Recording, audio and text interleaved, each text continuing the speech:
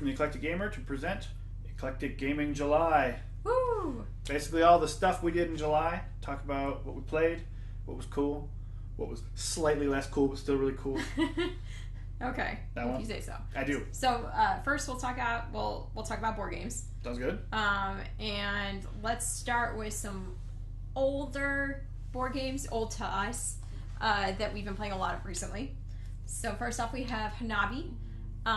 We've been playing this game a lot, particularly online with our brothers, to whom it is new. Oh yeah, it's pretty fun. So it's a co-op game, but it's a game where you are trying to lay down your cards in a certain order, and you can't see your own hand of cards. You actually hold your hand of cards backwards, so all you see is the back, but you see everyone else's hand. Yeah, and a game plays in like 20 minutes, and you'll do it, and you'll say, wow, that was terrible, and we can definitely do better, and then you'll end up playing it 4 times in a row. Yeah. So. But we bought an online version we played, but yeah, we play it all the time. Yeah. We played it a couple times at home too. It's a blast. I love that game. I do too. Okay, next up is Mysterium. AKA the bane of Gen Con 2015. Yes. Seems appropriate going into Gen Con 2016. We played this game a lot around Halloween. I think we played... Yeah, played with my family, played with friends. Yeah, we played it all over the place. Kind of got burned out on it. Didn't play it again until this month. And then when we played it again this month, we were like, I forgot what an awesome game this is. We're going to have to go buy the expansion. Didn't you find a video from the guys from Shut Up and Sit Down where they like dressed up and did the whole thing? And yeah. They did like a reaction cam from the ghost. That was really funny. That was pretty amusing. So if you haven't seen it already, then you should check out Shut Up and Sit Down's playthrough of Mysterium. But the way it plays is... that one person is the ghost, and they're trying to portray different combinations of who killed them, clue style, so suspect, location, and murder weapon, to each of the individual players. And then at the end, you pick one, if you're the ghost, you pick one person whose dream is actually the truth, and you have to convince, or you have to indicate to the players whose dream was actually true. And you do Basically, this. the ghost can't talk, right? The ghost can't talk. The gist. They do this by passing out cards that are similar to Dixit cards, so they have pictures on them. They're and trippy, weird, crazy. And then, as the players, you just sit there and go, I don't understand. It seems to have some sort of balloon on it, so maybe they're talking about transportation, and I'm supposed to be going for the race car driver. Or actually, there's a bunch of red on this card. Maybe I should be looking for the murder suspect who's wearing red. And you just, so you don't know. You get to... talk about all these crazy theories. The ghost is sitting there like... The ghost is just sitting there going, that is totally not the right way to do it. And it plays up to 7. We played this in a group of, really 6 people. So I think the more people, the better for this game. It's pretty quick, too. And it's it's like 45 minutes. So... It's good times. Yeah, it's really fun. Mysterium. The box is cool, isn't it? Look cool. Okay, so 2 new to us games that we played. Stockpile. This is one of I know Dice Tower's favorite games from last year. It's on the box. Yes, Dice Tower's Seal of Excellence. It just won the Dice Tower Award for Best Small Publisher, which I wouldn't have given to them, but that's just me. It's a fun little stock market game. Everybody has inside information about what stocks are going to go up or go down. There's one piece of public information. Everyone has some private information, so you're like, oh, I want to get those. But if you see someone else going for it... And then you auction for them, and then you're trying to figure out whether you should hold on to it so that it can split or sell it before it goes bankrupt. We played, to be fair, we only played one game of it so far, and it was 2-player, and it was the basic game. We didn't play the advanced game. So maybe we'll like it more when we play the advanced game. And I know that there's an expansion coming out that's going to add, that I'm actually hoping to get, because I want to make this game a little bit more interesting, and it should add a different investment options like bonds and different ways to do forecasting and stuff like that. But even as like the base game, it really excels in sort of that like lightweight environment. Like if you have some friends who are not serious gamers, this will go over really well. Or if you're drunk, like you don't have, there's not a ton of, like you can put some thought into it, but there's not a ton of brain power. Or if you have some younger, some 10 to 12-year-olds, I think could really grasp this pretty well. Right. It says 13 plus on the box, but I think you mean younger than 13 to play this. But like, it fits really well into that lightweight category where there is some thinking involved to it. And if you want to get strategic, you can. But otherwise, you don't need. Yeah, you definitely don't need to be super strategic about this game. So it does fit into that niche. When I said I wouldn't have given the award to them before, it wasn't because I thought it was a bad game by any means. It was because I would have preferred to see it go to Burgle Brothers. I do love the because I love Burgle Brothers. So, anyway, I'm looking forward to playing more of this. And like I said, I'm looking forward to getting the expansion and making it more interesting. I think I'm probably more positive about the game than you are, actually. Yeah, I mean, it was all right. I mean, like I said, I wouldn't choose to play it over much else. Okay. At this point, but I have fun playing it. That's fair. And it's good, for a lightweight, for different variety. Yeah. I want to talk about the next one. Give it to me. Oh, okay. It's Quadropolis. Oh, this is heavy. Because to me, this game has like the cool bit of like sort of being a puzzle, and just the act of doing my turn, even if no one else is playing, is fun to me. So the idea is you have this city. It's like a 4x4 grid. This is the basic game. I think the advanced one is bigger, right? Yeah, we've only played this once so far, and we played this with your 8-year-old sister. Yeah. So that's why we have only played the basic game. But I don't think many of us were holding, because that was a cool thing. And she could just do whatever she did, and she got as many points as she did, and then we could play it on our own. So that was it was really and she cool. was really happy about because when you build your city, you have 2 resources basically, which are like little meeples, people and then energy, and she was having a lot of fun building out her people and putting them in the shopping centers and so forth. This person's going to the shopping center. This person's working at the. She was making little stories for everything. It was. She very much enjoyed this game. But the cool part to me is there's this big grid, 5x5 grid of the buildings you can build, and you have 4 contractors, 1 through 4. If you play the number 2 contractor, it has to be 2 in from the side of the board. So you basically can get you can get anything on like the second ring in, and the third one you can get anything on the third. You can get anything, and so that can get anything in the cross section. So, and then you also have to place it in a specific set of places in your city. You have to either put it in the 3rd row or the 3rd column if you picked it up with the number 3. And so, if this was just you could buy whatever you want and put it wherever you want, it would be a terrible game to me. Like, it wouldn't be fun at all. Boring, basic, yeah. But it's just like this puzzle. You're like, okay, what can I even get? And when I get it, can I put it? And then certain things get points for being next to other things, and like some provide resources that are used by other ones. And you're like, if I buy it with the 2, then I can put it here, which might put it next to the park. And it's like there's like a bunch of layers of the puzzle, and so it's just so enjoyable doing that by itself. That I think it is really cool. I love games where I can construct something and have it be fun by myself. So I actually really like this one. Yeah, it's a Days of Wonder game. I feel like we tend to like most of the Days of Wonder games that we've tried. So I don't think it's not as hardcore strategy as 5 Tribes was, but it's a heavier strategy than I was expecting it to be. So it's neat.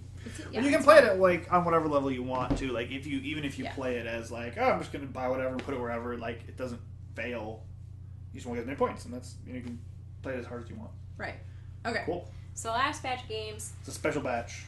We've filmed playthroughs of these, which some of them, most of them are up. I think one of them's not. But so starting off, we've got World's Fair 1893. This one's definitely up. Very cool. This one's a fun, little, short, lightweight Euro that's got a really cool theme of the World's Fair of 1893. Everything that you are working with are exhibits or people that participated in the fair. So as you're playing, you can read all this like cool trivia. And I think the only thing that I wish was different about this game was that I wish it would play more players, because these little lightweight games we tend to pull out when we have more people. So What's neat about it too is like it's an area control game where you're trying to get your supporters into the different booths so you can exhibit your whatever they are. Exhibits, that one. But like it's not combat, right? Like all the time when there's area control, it's all combat. And so this is like you don't actually knock the other people out. There are some cards that move them around a little bit, but it's just trying to get the most in an area, and you can go, okay, I'm going to give up on that area because I don't think I can take it over now. And so you're not fighting somebody. You're just sending your supporters to come vote for you in that pavilion for your exhibit. So it's neat to see that that's not a combat situation. Yeah. But you can watch us play a whole playthrough on this channel. Well, you will, for these next 3 games. So the next one is the Networks.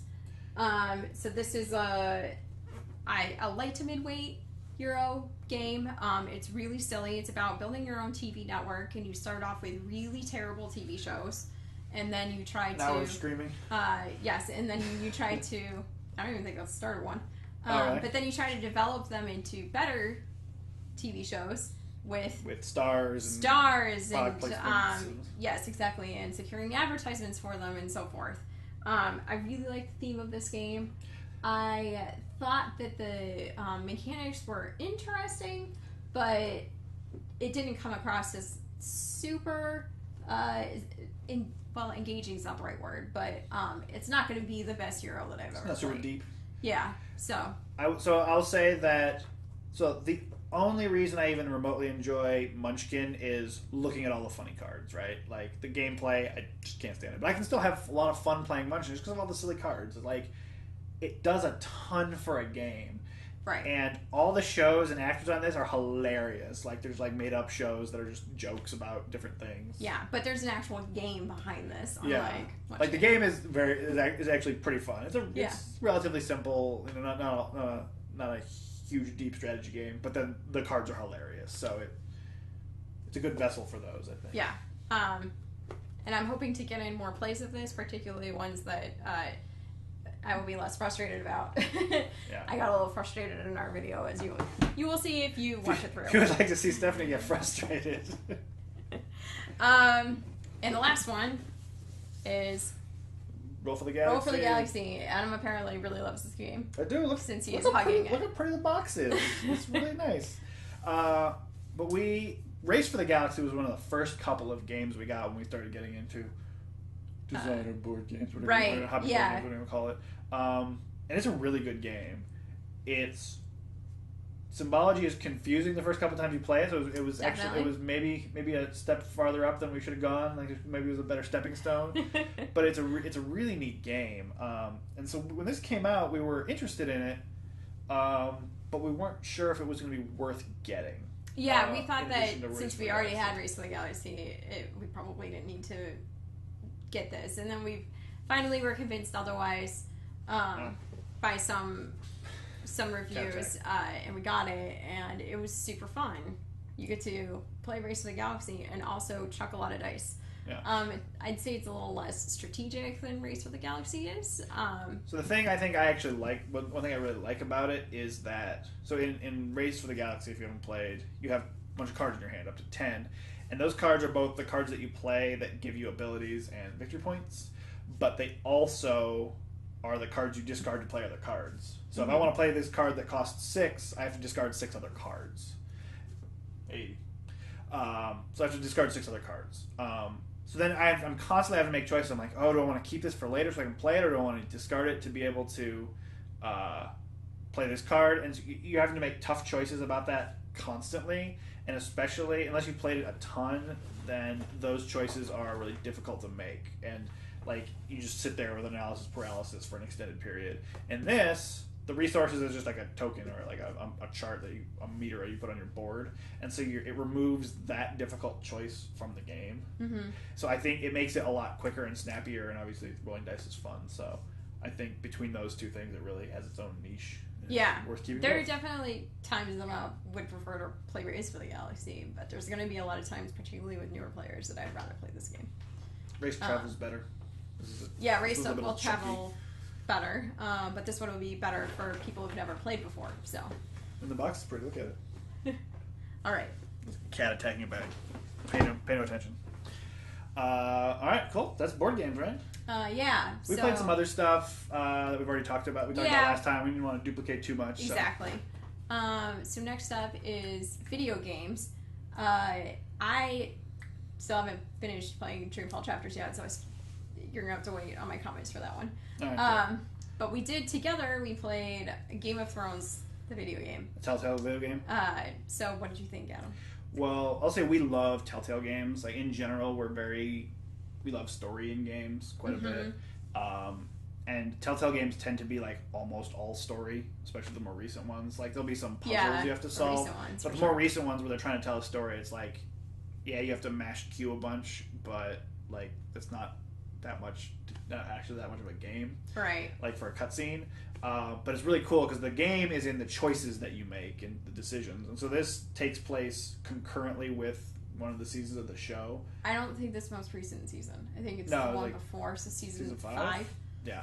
But you actually interact with people from the show. Same, the voice actors, or it's voice acted by the people from the show. And you're like, oh no, that's about to happen. And it was just really cool. So there were a couple of things that I found a little bit odd. One, I think if you've spoil too much. Never seen the show before, I don't think you would like playing this game. So we love the Telltale games. I would recommend almost any of them to anybody. But even like The Walking Dead, Stephanie never read or watched the show, and I still enjoyed playing the game. I don't think you would enjoy playing this game if you hadn't seen Game of Thrones. That's a good point. I don't know that I've yet to hear a review from anybody who has played it without seeing the show, but that is my hypothesis.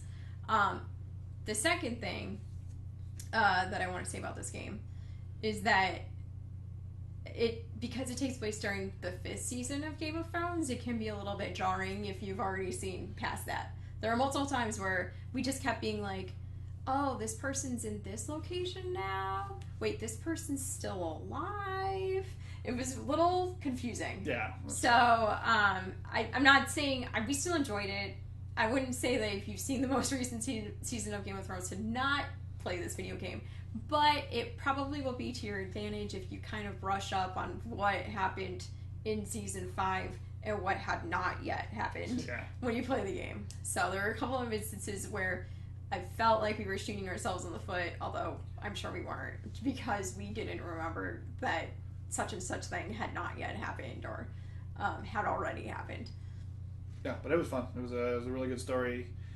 New characters, totally tangential, but like interacted with the main story in a cool way. So yeah, I for the most part enjoyed it. I think that it was Game of Thrones, so other people, it was a little depressing occasionally. Yes, that shouldn't be a spoiler. That shouldn't be a spoiler. And I think other people probably had I don't know, different expectations of it, because I saw seeing how people reacted to the endings, going through like discussion forums and such forth online, that a lot of people were really upset about it. I didn't feel particularly upset about it, but just know that you might hate it. You might hate it, yeah. So cool. Do you have any other solo games you played? No. My gaming has all been 4 games this month. Okay, so I played Overwatch quite a bit. I think it came out in June, but I got into it more. Not quite close enough to play competitive mode, but it's fun. It's a sort of MOBA first-person shooter from Blizzard. It's a blast. And then having my Blizzard Battle.net thing open, I was like, I do want to play Diablo 3, yes. And so I played some of that, and it's still fun. It's just, cool. Dungeon crawling, smashing. And then finally, role-playing games that we play. I played with my friends on Monday. We're still playing Serpent's Skull, sort of a crash on a deserted island sandbox, no pun intended. Is it Pathfinder? It is Pathfinder. Okay. Yeah, it's a Pathfinder role-playing game. I'm not sure what we're gonna. One of our friend Alex, who's also on some of our Let's Play videos, is GMing it, but he might have to go back to work. He has a tutor, so sometimes his summer's more free. So we're not sure if we're going to continue doing that, but we might. But it's fun. Okay. Yeah, it's good. I think that's all we got to talk about, right? I think so. So that was July. Yay! Woo. August should be very interesting because Gen Con's coming up. Indeed. Anything else crazy coming up in August that we know about, game-wise? No. But Gen Con we're going to be getting a lot of games through the Board Game Geek Math Trade. That's crazy. Then we'll also be getting a lot of games that will be debuting at Gen Con. Yep. So I think we'll have a ton to talk about in August. That is my prediction. Awesome. Well, in case you forgot, I'm Adam. I'm Stephanie. We're here from the Eclectic Gamer, and that's what we did in July. Check out some of the videos for the games we reviewed. Subscribe, all that stuff. And we'll see you in August. Bye. Bye.